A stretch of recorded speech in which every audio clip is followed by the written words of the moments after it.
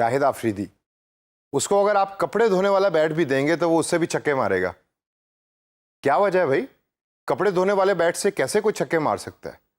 اس کی وجہ یہ ہے کہ اس کے پاس سکلز ہے چھکے مارنے کی، یعنی کہ ہنر ہے. اب آپ کو یہ بھی پتا لگ گیا کہ میں نے جابز فری لانسنگ کی کہاں سے لینی ہے. یہ بھی پتا لگ گیا کہ ان جابز وہ کون کون سی جابز ہیں جو ٹاپ ٹرینڈنگ ہے جس کے اوپر مجھے اپنی سکلز بنانی ہے. لیکن آئیے سیشن کے اندر میں آپ کو بتاتا ہوں کہ وہ ہنر اور سکلز کون سی ہیں کہ جس کی ایکوزیشن یا جس کو ایکوائر کرنا یا جس کو سیکھنا آپ کی اس ٹائم سب سے امپورٹنٹ لسٹ کے اوپر ہونا چاہیے. سب سے پہلی سکل اور موسٹ امپورٹنٹ سکل ہے کمیونٹی مینجمنٹ کی.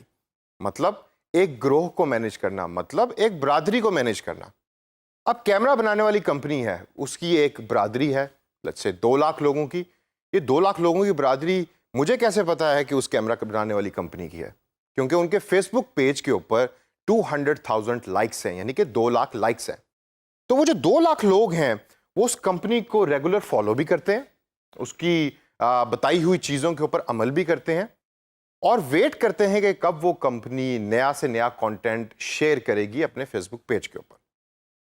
اب ایز اے فری لانسر آپ کی ایک بہت بڑی رسپانسبلٹی ہے اس برادری کو مینیج کرنے کی، یعنی کہ آپ اس کمپنی کے ریپرزنٹیٹیو ہیں. آپ کو کمپنی بتائے گی کہ ہم نے اب یہ چیز اپنے فیس بک پہ پوسٹ کرنی ہے اور آپ کو اس کو مینیج کرنا پڑے گا. اسی کمیونٹی مینجمنٹ کا اگلا حصہ ہے پوسٹنگ سکلز. اب یہ پوسٹنگ سکلز ہر بندے کا کام نہیں. پوسٹنگ کے اندر سب سے امپورٹنٹ جو آپ کو ریکوائرمنٹ ہے وہ ہے کہ آپ آرگنائزڈ ہیں. آپ کو پتا ہونا چاہیے کہ میں نے کون سی پوسٹ کب کرنی ہے اور اس کا فائدہ کس کو ہوگا. Secondly, advertising. ایڈورٹائزنگ سے کیا مراد لیتے ہیں آپ؟ کیا ٹی وی کے اوپر چلنے والے اشتہارات کو میں یہاں ایڈورٹائزنگ کا نام دے رہا ہوں؟ نہیں. ایڈورٹائزنگ سکلز کا مطلب ہے کہ آپ سرچ کریں کہ آپ کے کلائنٹ سے ملتے جلتے پروڈکٹس انٹرنیٹ پہ کیسے بک رہے ہیں، ان کے اشتہارات کس طرح کے ہیں. اب اگر آپ نے یوٹیوب کے اوپر ایڈورٹائزنگ کرنی ہے تو وہ فرق ہے، اگر آپ نے فیس بک کے اوپر ایڈورٹائزنگ کرنی ہے تو وہ بالکل فرق ہے. تو آپ کے پاس سکلز ہونی چاہیے سارے پلیٹ فارمز کی ایڈورٹائزنگ سکلز. اس کے بعد ہم دیکھتے ہیں تو ہمیں نظر آتا ہے ایکوزیشن. بڑا ٹیکنیکل قسم کا انگریزی کا ورڈ ہے ایکوزیشن. اور بھائی یہ کوئی مشکل کام نہیں ہے، اس کا مطلب ہے سیلز. آپ کو سیلنگ سکلز ہونی چاہیے. اگر آپ ایک اچھے سیلز پرسن ہیں ریئل لائف میں تو آپ ڈیجیٹلی بھی اس سکل کو ٹرانسفر کر سکتے ہیں. کون سی ویب سائٹس ہیں کہ جہاں جا کے آپ سیلنگ کر سکتے ہیں، اس کورس کے اندر ہم آگے جا کے اس کے بارے میں ذکر کریں گے.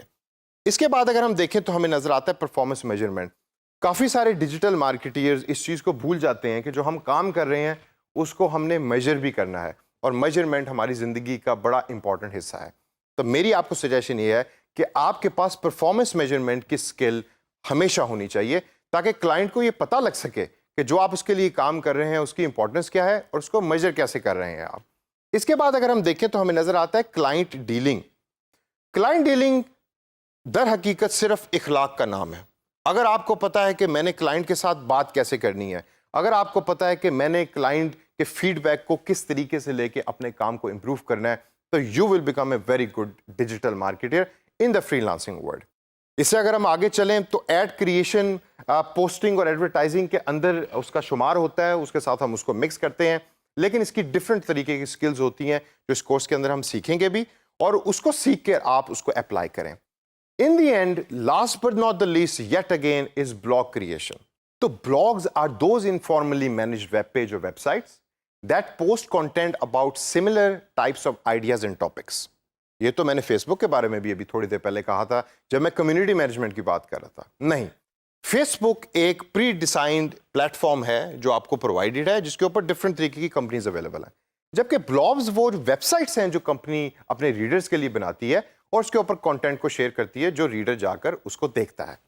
اب as a free lancer of digital marketing, blog creation آپ کی ایک ذمہ داری ہے، اور آپ کو اس کی سکل آنی چاہیے کہ بلاگز کیسے بنانا ہے، کہاں بنانا ہے اور اس کے اوپر پوسٹ کیا کرنا ہے تاکہ زیادہ سے زیادہ لوگ اس کو پڑھیں اور کمپنی کو اس کا فائدہ ہو. تو دوستو اس سیشن کے اندر میں نے آپ کو ڈفرینٹ سکلز کے بارے میں بتایا. اب اس سکلز کی ایک آپ لسٹ بنا لیں اور اس لسٹ کو آپ میچ کریں ان جابس کے ساتھ جو میں آپ کو پہلے بتا چکا ہوں، تاکہ آگے چل کے آپ کو پتا ہو کہ میں نے کون سی سکل کس جاب کے ساتھ اٹیچ کرنی ہے اور اس کو سیکھنا ہے.